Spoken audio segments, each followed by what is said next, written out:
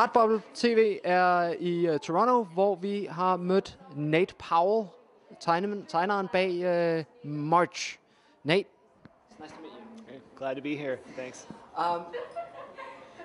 I've read March, like a lot of other people have read March, and I was thinking that March as a comic book is one of the most important comic books to come out in recent years.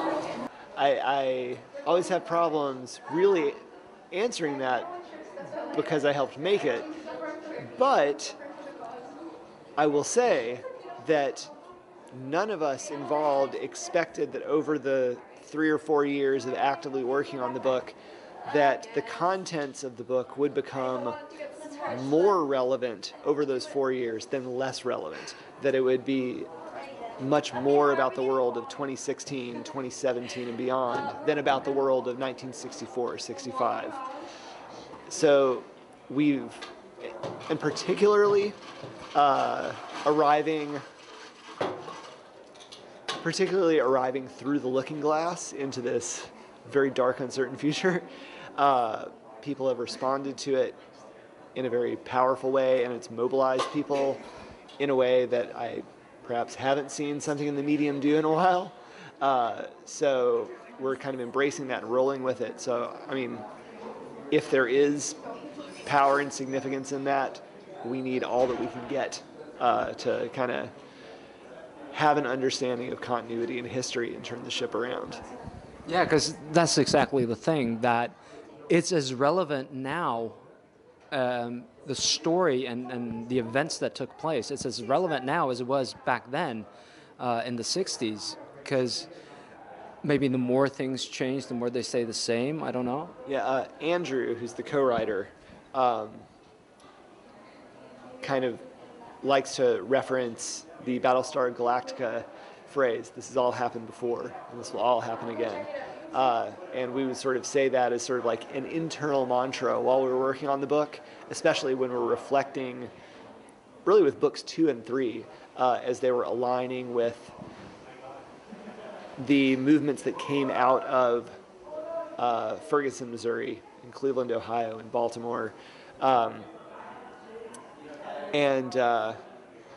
Yeah, I have no contest there. You're absolutely right.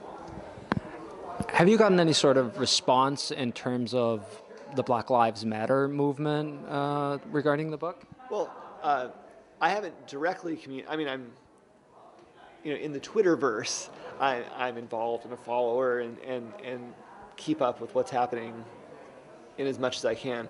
I know that we all, publicly embrace the Black Lives Matter movement and the post-Ferguson movement, however, in whatever broad or specific ways you want to put it.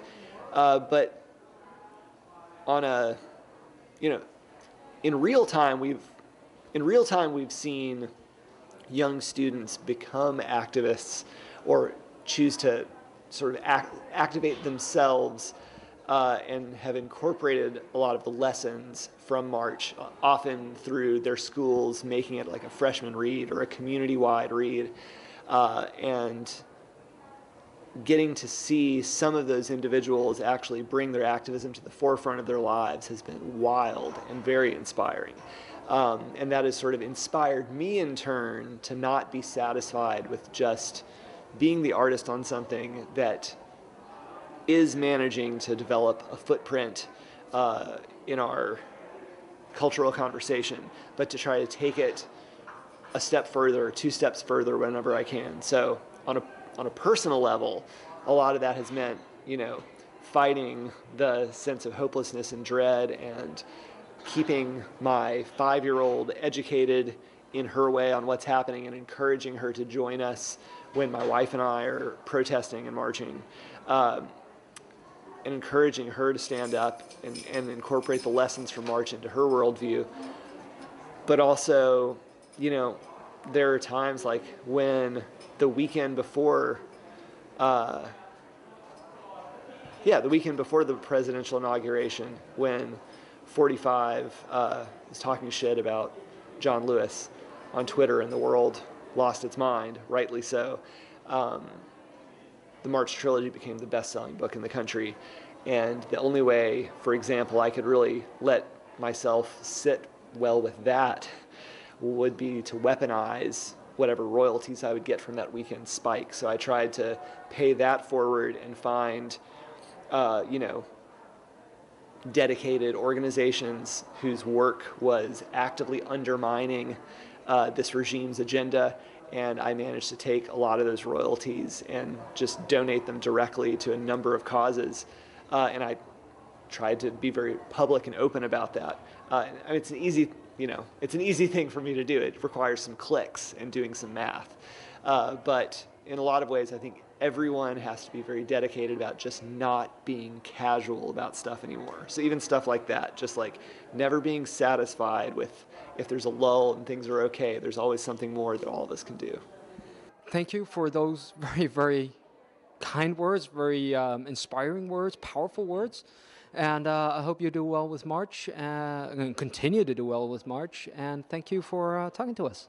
Thanks. I mean, it's been an honor, one of the great honors of my life to work on that project and to continue to work with John Lewis. And it's been an honor to talk with you as well.